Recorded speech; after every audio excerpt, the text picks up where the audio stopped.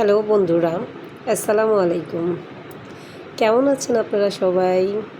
আশা করি আপনারা সবাই ভালো আছেন, সুস্থ আছেন। তো আমি আপনাদের আজকে শেখাবো ব্যঞ্জন বর্ণ। আমি আগের ভিডিওতে বলেছিলাম যে যখন আমরা ব্যঞ্জন বর্ণ করব তখন ওয়ান, প্রত্যেক জায়গায় কি ওয়ানটা আমার খুব ইম্পর্ট্যান্ট। হ্যাঁ, তো ব্যঞ্জন বর্ণের দেখা যাচ্ছে প্রত্যেকটা ক্ষেত্রে আমি ওয়ান ইউজ করব। তো আপনারা একটু দেখুন, যারা বাবা মা আছেন তারা একটু লক্ষ্য করুন আমি কিভাবে ব্যঞ্জনবর্ণগুলো ডটের মাধ্যমে ম্যাজিক্যালভাবে আপনাদের শেখাবো এবং আপনারা আপনাদের বাচ্চাদের ঠিক এইভাবে শেখাবেন। ঠিক আছে, এইভাবে শেখালে আপনার বাচ্চার লেখা খুব দ্রুত শিখবে এবং বাসার যে টিচার আপনারা রাখবেন সেই টিচারকেও ঠিক এভাবে একটু দেখাই দিবেন, দেখবেন আপনার বাচ্চা খুব দ্রুত ইজিলি ক্যাচ করতে পারছে। এবং আরেকটা ইম্পর্ট্যান্ট জিনিস আমি আমার বাচ্চার ক্ষেত্রেও দেখেছি, ইনফ্যাক্ট আপনার ক্লাসেও অনেক বাচ্চাকে দেখেছি, এই যে একটা ঘর, এই ঘরের ভিতরে তাদের লেখা থাকে না, ছোট বাচ্চা স্বাভাবিক, কিন্তু আমরা তাদের যেভাবে হাতে খড়ি দিব তারা কিন্তু ঠিক সেভাবেই লিখবে, সেভাবেই শিখবে। তো চলুন আমরা দেখি কিভাবে ব্যঞ্জনবর্ণগুলো লেখা যায়। তো ফার্স্টে আমরা লিখব ক। দেখুন আমি ফার্স্টে এই ওয়ান দিলাম।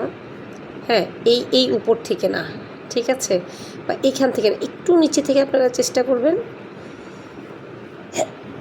সরি, হ্যাঁ, ক দেখেছেন, এবং এর উপর থেকে আপনারা চেষ্টা করবেন কটাকে নেওয়ার জন্য, তারপর মাত্রা। ঠিক আছে, ফার্স্টে ওয়ান, দেন একটু নিচে থেকে এভাবে টেনে এই ক, এবং এর উপর থেকে আমরা টানবো কটাকে, ক। এরপরে খ, দেখুন আমি খ কিভাবে লিখি, জাস্ট ওকে বলবেন দুই লেখার জন্য, এই আমি দুই লিখলাম, দেখুন আমি দুই লিখেছি। তারপরে এই ওয়ান অর্ধমাত্রা, ওদেরকে অর্ধমাত্রা জিনিসটা এখনই শিখাই ফেলবেন যে এটা অর্ধমাত্রা। তারপর আমি এখান থেকে টেনে এই খ, দেখুন একটু কষ্ট করে দেখুন খ কীভাবে লিখেছি। হ্যাঁ, জাস্ট এই দুই লিখে এভাবে, তারপরে এই খ। তারপর আমরা এখন লিখব গ, গ লিখব, গ লিখব কীভাবে, এস, এই খেয়াল করুন, এস লিখলাম আমি। তারপরে এইভাবে টেনে এই ওয়ান, আবার আমি ওয়ান ইউজ করলাম অর্ধমাত্রা, খেয়াল করুন, ওয়ান অর্ধমাত্রা। তারপরে আমরা কি লিখব, ঘ, ঘ, একটা হলো গ, হ্যাঁ সাইলেন্ট মোডে গ, আরেকটা হলো ঘ। এখন আমি লিখব সি, সি লিখে জাস্ট এই খ, দেখুন খ। হ্যাঁ, তারপরে আমি কি লিখব, উ। আমি যখন ক্লাসে ছোট বাচ্চাদেরকে পাই, ওরা ওদের ইচ্ছে মতো ওরা লেখে। হ্যাঁ, ছোট বাচ্চা তো। আর আমি বাবা মাকে একটা কথাই বলবো, আমি আমার বাসার ক্ষেত্রে দেখেছি বা অন্য বাচ্চাদের ক্ষেত্রেও দেখেছি, আমার বোন বলতেছে যে লেখুক না, ও শিখুক না, আগে শিখুক। ঠিক আছে, হ্যাঁ শিখবে তো অবশ্যই, কিন্তু একটু প্রপার ওয়েতে যদি শিখে তাহলে ওর কষ্টটাও কম হবে, আর যারা ক্লাসে টিচার আছে টিচারদেরও একটু কম হবে। তবে আমি এই জন্যই আপনাদের কাছে এই ভিডিওটা নিয়ে আসলাম যে ডটের মাধ্যমে কীভাবে ছোট বাচ্চাদেরকে খুব সহজেই ব্যঞ্জনবর্ণগুলো শেখানো যায়, সরি স্বরবর্ণ ব্যঞ্জনবর্ণ দোনোটাই শেখানো যায়। একটু দেখুন, উ, এই হলো উ, নট উম। উমো অনেক বাচ্চাই বলে, উমো অনেক গার্জেনই বা জানে না এই জিনিসটা সঠিক উচ্চারণটা, সেটা হলো উ, এটাকে উও বলে, উ।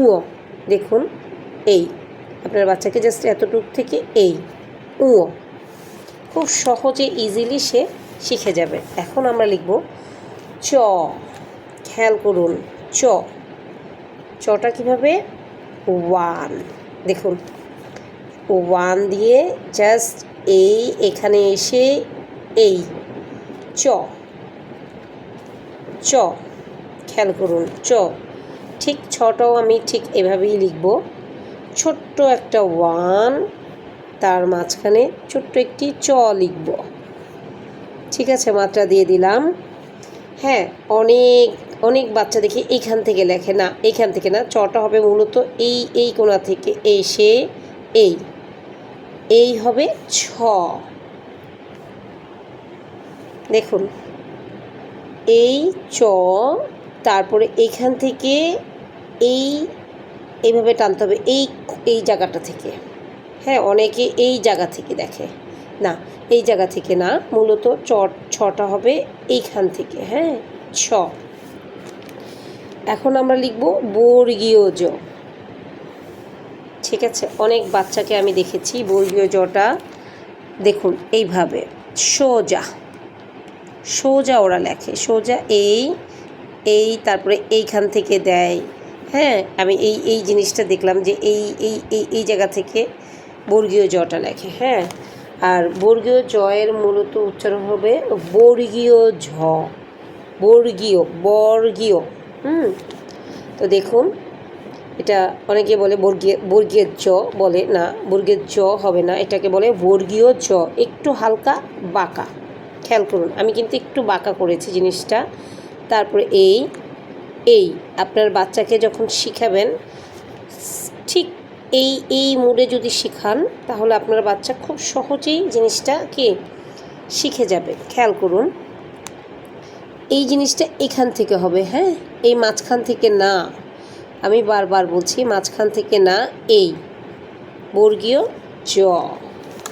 ঠিক আছে, তারপরে আমরা যাব ঝ, ওয়ান, দেখুন ওয়ানের ব্যবহার, ওয়ান, তারপরে একটু নিচে থেকে এই হবে ছ, অর্ধমাত্রা। হ্যাঁ, এখানে হবে পূর্ণমাত্রা। এটা কিন্তু অনেক সময় দেখা যায় আমরা যখন অর্ধমাত্রার ব্যঞ্জন বর্ণগুলো পড়তে থাকি, অনেক বাচ্চা এটাকে অর্ধমাত্রার ব্যঞ্জন বলে না, এটা হবে পূর্ণমাত্রার ব্যঞ্জন বর্ণ, এটা অর্ধমাত্রার ব্যঞ্জন বর্ণ না, এটা হবে কি পূর্ণমাত্রার ব্যঞ্জন বর্ণ। এরপর আমরা লিখব ইয়। কি লিখব, ইয়, দেখুন ইয় কীভাবে লিখি আমি, ইয়োটা ওয়ান, এই, তারপরে এই হবে ছোট্ট একটা গোল্লা। জাস্ট ওদেরকে বলবেন এখানে প্রজাপতির মতো এই ইয়। খেয়াল করুন,